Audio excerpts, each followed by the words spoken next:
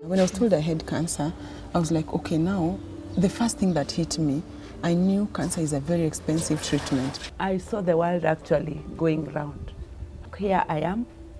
I've been diagnosed with breast cancer. At the same time, they have given me a letter of termination. I felt bitter that I was going to die and I was going to leave my children when they were still young. I didn't sleep. I was really in panic.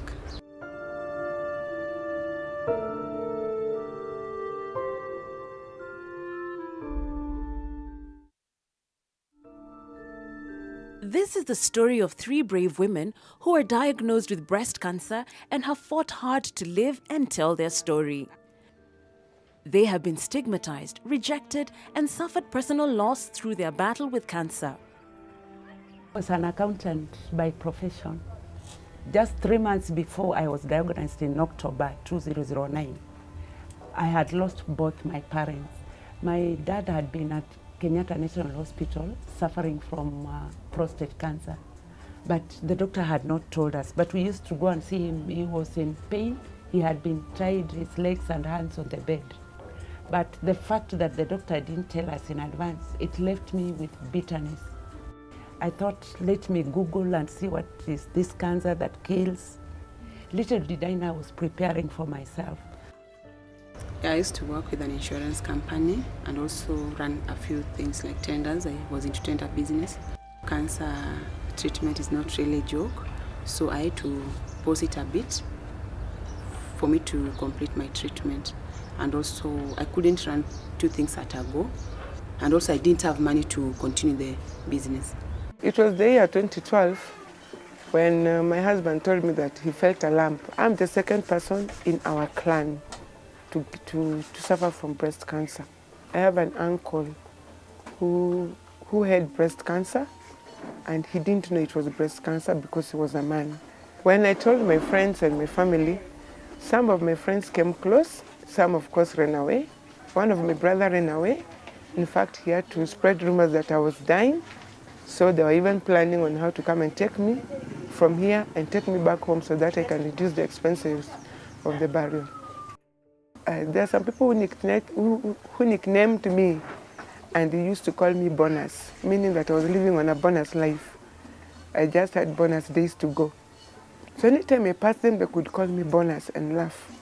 That made me feel so much demoralized, so much down. I was so much discouraged. I didn't break the news to my husband alone. So when he came, the doctor explained, what had happened. He just said, you'll be fine. Then he went. He never came back until today. I got an infection which made my breast to swell and there was a lot of pus. It became like a very heavy stone. Every day I used to go for them to remove. But even after almost a month, the breast was still very big. So I managed to go to Pakistan. I stayed there. They did the surgery once again. They said I have to stay there until the wound heals. So I stayed over here. The community at first thought that I was contagious because I remember even as they were fetching water, a few women could handle my jerrycan to fetch for me water. Others couldn't. They couldn't even come close to me, especially the time when I was going through the chemotherapy. My husband was my best friend at that time. He stood with me, especially when I went for my therapy. He could come, nurse me, do everything for me. There's one prayer I told God that, God, may you give me life so that they can know that even cancer is treatable. Give me life so that these people can know that cancer is not the end of everything.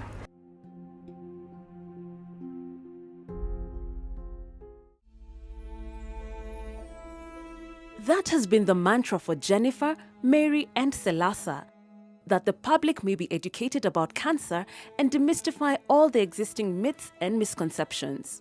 Through the Merck More Than a Patient campaign, these strong women have now been empowered to rebuild their lives and have been given renewed hope, financial independence, and are also giving back to the community around them. After the treatment, I knew that at least God has taken me through So I'm going back, I'll be able to go back to my place of work. I think I had even called my boss. I told him that I'll be reporting to work in the month of July. But July is when my hubby passed on. I thank God for the organization called Merck. They came at the right time because once you're through with this treatment, it drains you a lot. And if you can get someone that will take you back to your feet, you'll be grateful. I'm able to get a few coins to help us. At least I'm able to put something on the table. When Mark came up and asked, what can you do? I thought the first thing I would do it so easily is just tailoring. And then they came up with this machine, and now I was able to start, at least sewing some cloth.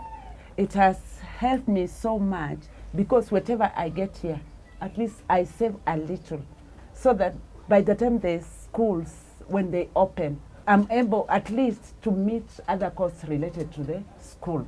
After I came back, I realized I had a passion for cancer patients because of what I went through. And then I thought I can do something about my community. I start from where people know me. One of the things we are lacking in Kenya is knowledge. People don't know. Cancer, when diagnosed early, it is not a death sentence. You can be treated and you'll be fine the way I am. Cancer is not witchcraft. And the moment your mind is set witchcraft, even if you are treated, you can't heal because your mind is already set, I've been bewitched. The empowerment has made me feel independent. We are now able to take children back to school. At least I've learned more, I've grown strong, I've been strong. I've been also an encouragement to other people. When they see me, they see a woman who can fight. When they see me, they see somebody bold. When they see me, they see somebody who has a brighter future ahead.